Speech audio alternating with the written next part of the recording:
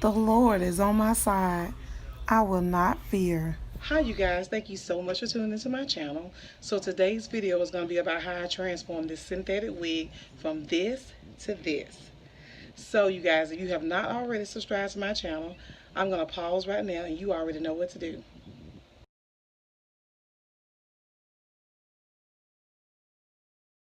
Now since everyone has joined my YouTube family, let's just get right on to the video. Okay you guys, so we're going to start taming this hair. First off, you're going to need some flat irons or curling iron, depending on what you use or what look you're going for. I'm not sure. I think I'm going to try to basically keep this mostly straight and maybe just bend it a little bit at the end. Definitely keep it on a low setting. So this one goes up to 450, so I started it off with like 320, 325 to kind of play around with it, because you definitely have to be careful with synthetic hair because you don't want to burn it. And then I have some thinning shears, because a lot of times with synthetic hair, it kinks up and it gets just really tangled and nappy, and sometimes you have to like thin it out. Sometimes no matter how much you brush it, it just has that kinky look to it and you just can't hardly manage it. And then I would suggest some type of oil sheen. This right here is Olive Miracle Anti-Breakage Maximum Strength Magical Growth Sheen. Now with the sheen, you have to be careful. I just do like a mist. I definitely don't want over oily, weighed down hair. That's just not the look I like. I like more of a yucky finish, so kind of a natural look, kind of like when you blow dry your hair and you don't put any grease or anything on it. The way it looks and has all that body in it, that's the kind of look that I go for. The yucky, just fresh from shampooing, blow drying with like one of those little brush dryers that gives it all that body. That's the look I like. I don't like it weighed down and looking shiny. And a lot of times synthetic hair that's really, really shiny, you can tell that it's synthetic. It just has this fake look to it. So you want to look as natural as possible. So you definitely don't want to weigh it down with oil. And you would definitely need a comb.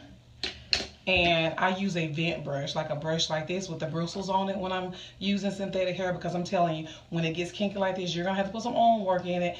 You know, you want it pretty, you're going to have to work at it. It's not going to be easy. That's the only thing about synthetic hair. You have to put some work into it, or if not, you're going to be buying synthetic wigs like every 2 weeks or every 3 weeks, because they're going to get kinky, they're going to get tangled, and they're definitely going to get nappy. Okay, you guys, I'm going to be doing some chit-chatting while I'm talking and explaining to you guys what I am doing. And I am purposely trying to slow down with my talking.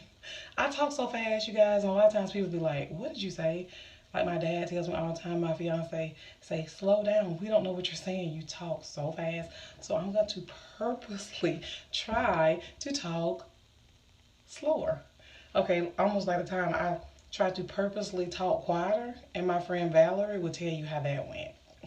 I'm an extremeness, so it's either I'm loud or you can't hardly hear me, or I'm talking fast, or I'm just talking so slow you probably like, oh my gosh. But I'm going to try to find the middle ground. This wig has a bang, so you have to make sure that it's kind of pulled down right. I love the bangs kind of in my face. I like long bangs. Some people say they can't take the long bangs, but that's the only way I can really wear the bangs. I don't like the really short, choppy looking bangs. So I'm going to first try to kind of even this out, because as you can see, they kind of like all in my face, which I don't mind the ones on the side being kind of long because I can kind of slant it. And I can kind of slant the ones right here in the front too, but some long pieces have gotten like tangled up with it. So first I'm just going to brush through my hair, and I'm going to brush through it just like you would your natural hair. You start at the bottom and you brush all the way up. And like I said, you have to put some arm work in this with this type of hair, because this hair can get so kinky. And then I'm gonna put some hairpins in it too once I'm finished to keep it from like moving. But this unit here is really secure on my head. It has the combs, but it's just kind of a fitted unit. I know sometimes you have units that are like really big and you have a hard time getting them to fit on your head. But this one is like, and this wig, you guys, was like one of my $10 wig. I actually think I did a video on this wig before. $10. Okay, you guys, so I'm gonna just brush through it all the way and kind of get all the large kinks out. And I've already turned the flat iron on 325. So you guys, I'm just gonna talk a little bit today. It's a glare, I'm sorry. What's going on in the world today with racism, and just discuss, my opinion, and just, ways that maybe things could change and get better. Um, okay. So you guys, I have like a lot of strays on thing with things. Sometimes you have like a lot of stray pieces. So I'm gonna have to cut these pieces. So I'm not sure. Some of them probably have just gotten mixed up because I haven't worn this wig in a while. I had this kind of boxed away. So I'm just kind of showing you what I do when I bring them back out. Some that I hadn't worn, and kinky or whatever. So I cut away the strays because they will get all in your eye. This one don't have like a part or anything. It just have the bang, so you can kind of swoop them or whatever. So what I do really is I save the bangs for last, and I just start sectioning pieces. So like this piece right here is not really that bad, but it feels real. You know how something feels real coarse. So I mostly lean towards bringing it toward the end because you'll see the ends get really kinky. That's like out of all the parts of your hair, the ends are gonna get kinky before anything else. So see, you can just already see how the curling line just kind of smooths it. But like I said, you have to really be careful about the temperature because you definitely don't want to burn the hair, because once you burn it, like you have to like almost cut it or something because it's impossible to cover up. I don't know why I feel like I can't talk today. Anyway. So see, I just put like a little curl at the end, and it curls really good to be a synthetic unit. And like I said, it has a lot to do with it too because I have this low setting. And too high of a setting would make it look, So anyway, you guys, I'm just going to talk about what's going on with the racism. Me being African American, this involves me. And even if I wasn't African American, I would definitely have to speak up on something like this.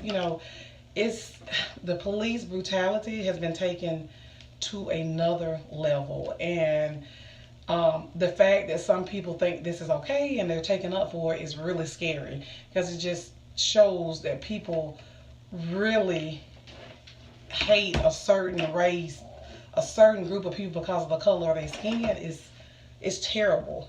Just to judge someone and hate someone, to wish bad on someone, to try to kill someone, hurt someone because of the color of their skin it's sad. And a lot of times when you think about racism, you think about back in the in the olden days, like in the older years, but racism is still here. It's still here, and the latest events that has happened is definitely showing you that it hasn't gone anywhere.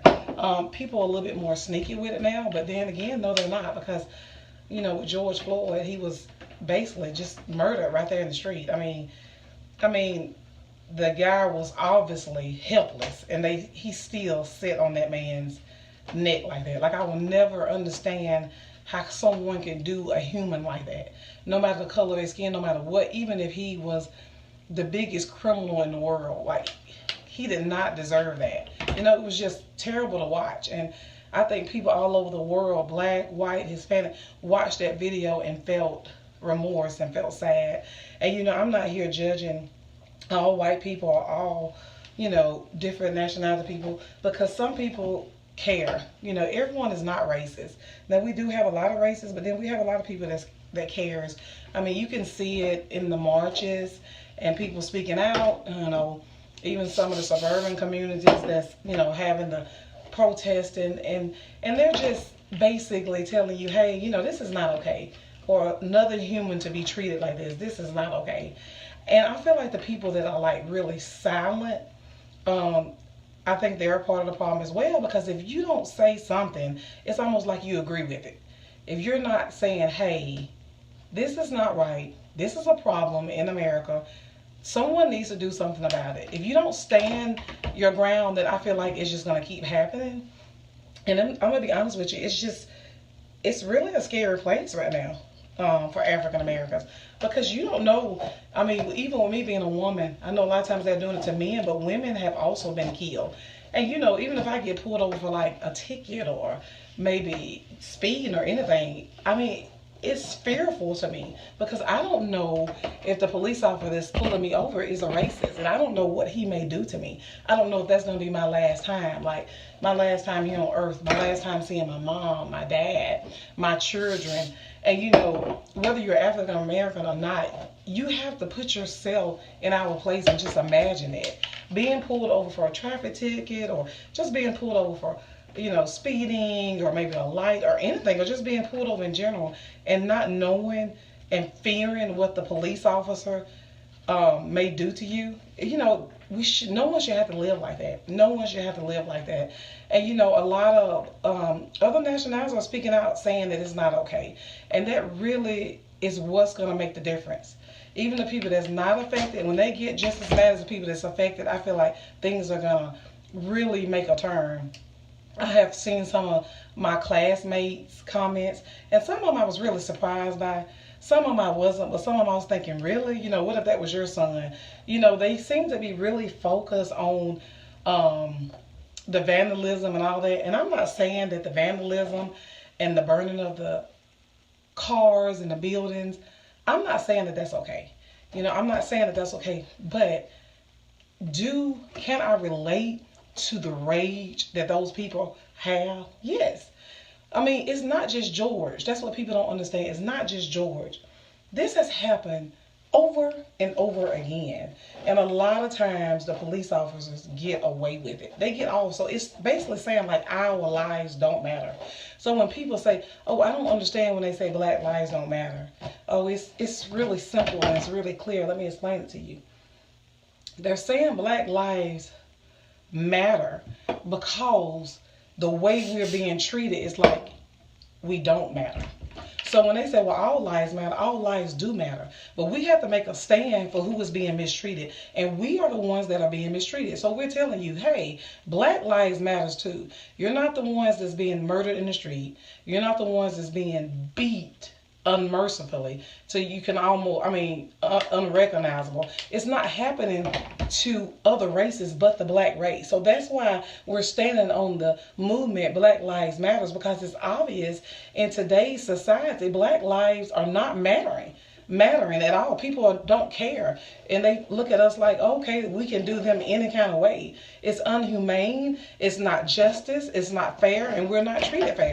So yeah, we have to make some type of stand. So I'm behind the Black Lives Matter campaign completely, because something needs to be done, something needs to be said. And right now we just need support more than anything. Support, everyone coming together saying, hey, this is not right, no matter what color you are. If anyone can look at that video of George Floyd and think, oh, well, that was right, then something is definitely wrong. Something is definitely wrong with that person. That person has a lot of hate. That person is definitely needs some type of help. To look at that video and say, oh, well, he deserved that, or to say that that was okay with you, wow. That's all I can say is, what type of world do we live in? And how are people being raised? What are they being taught?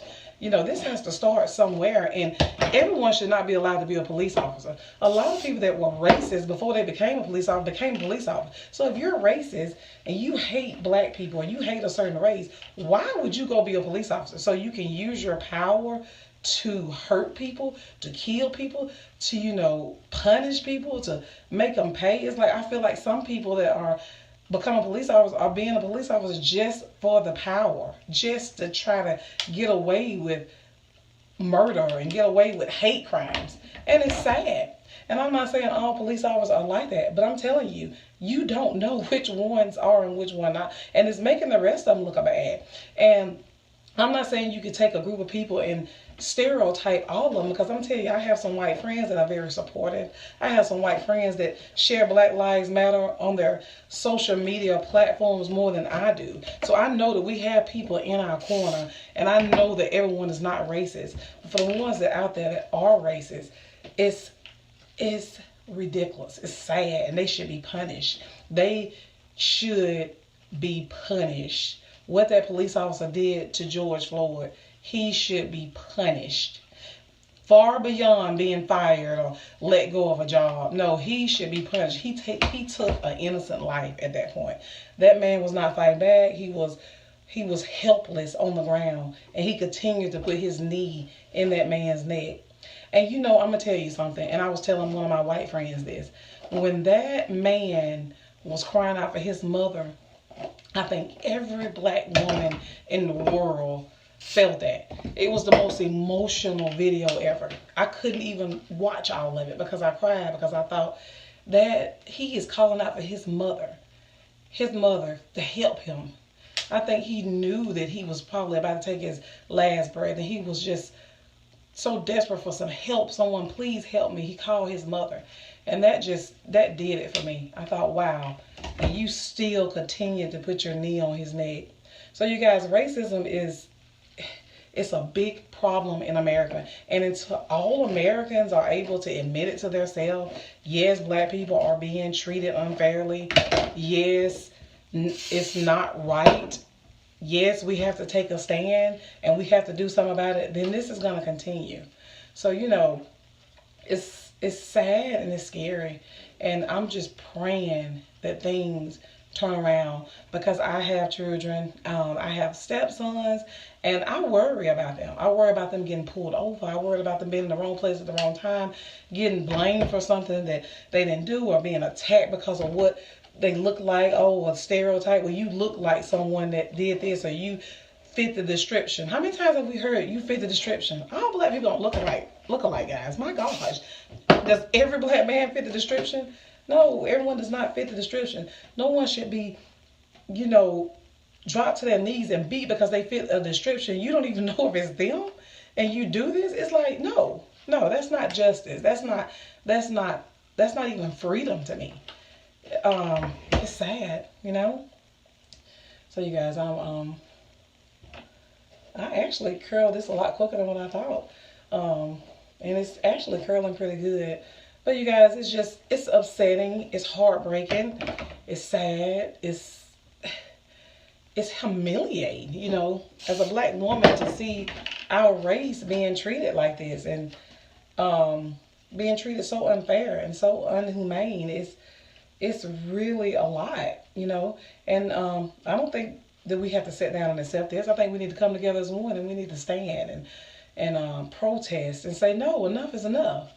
No, enough is enough. So you guys, if you have, I mean, I don't know anyone that wouldn't agree with that, but together we stand, and with the other nationalities coming in and protesting with us and taking a stand, we're very thankful, and I really feel like it's a wake up call, because like I said, we are the race that's being affected. So, you know, I guess it would be easy to sit down as like a white person or another national person and say, well, it's not my problem. But it's America's problem, because it keeps happening over and over and over again. So you guys, let me show you the ends of it. Okay, so I'm gonna have I really didn't have to do that much thinning, because I actually was just able to do it with a curling iron. So this wig wasn't as bad as I thought. But see, I just see how see the silkiness in the hair that I brought back to life earlier. It was just so, you know, frizzy. And I put the curl, see, it just looks so much healthier now. And I'm not sure how I'm gonna do this. I had more bangs in a while. I just feel like I don't know what to do with them. Let me see. I love the kind of like swoop look, so I'm gonna try to swoop them. But like this is getting all in my eye, y'all. So, you guys, I'm praying for this country. I'm praying for the United States. I'm praying that this injustice ends soon, because I feel like if it don't, it's just going to be more destruction. It's going to be more just pain, because people are hurting. People are hurting, and some people don't know how to deal with that hurt. And so that's why some of them are going out and they're doing things like burning buildings and setting things on fire, because they're hurt. And they feel like they don't have a way out, or they feel like they don't know what else to do to show that this is enough. So, you know, I'm not the type to go out and do that, but at the same time, I can feel the people pain that is doing it. And I just feel like that if we stop the first part, it wouldn't get to this part. If people start being made to pay for this, cops go to jail, people, you know, made to pay for this injustice, then I feel like the rest of the stuff will stop. The riots will stop. The burning of the car, all this damage, it will stop. If people start having to face consequences when they're killing us, when they're mistreating us, and when they're treating us like we're not even humans. If people are punished for what they're doing, then I feel like that will take away a lot of the anger and hurt that is in people's hearts and people's spirits, because they're tired, and they're tired of seeing people get away with killing us and mistreating us, and they feel like there's no way out but to just act out like how they're acting out, just with violence and with just affecting hurt and pain on other people. So it has to start somewhere. So I'm just hoping and praying that we can get it together before it's too late. Before it's too late. I'm gonna put just a little hairpin right here.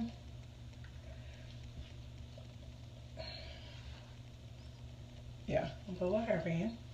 And I'll put one right here. And then swoop the bangs some more.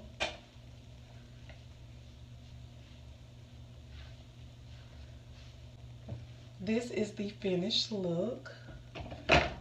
My bangs looking all kind of swoopy, aren't they? So I just kind of pinned the sides up and swooped my bang and brought this hair back to life. And see, it's just a big difference in, as you can see, the ends of it, the frizziness.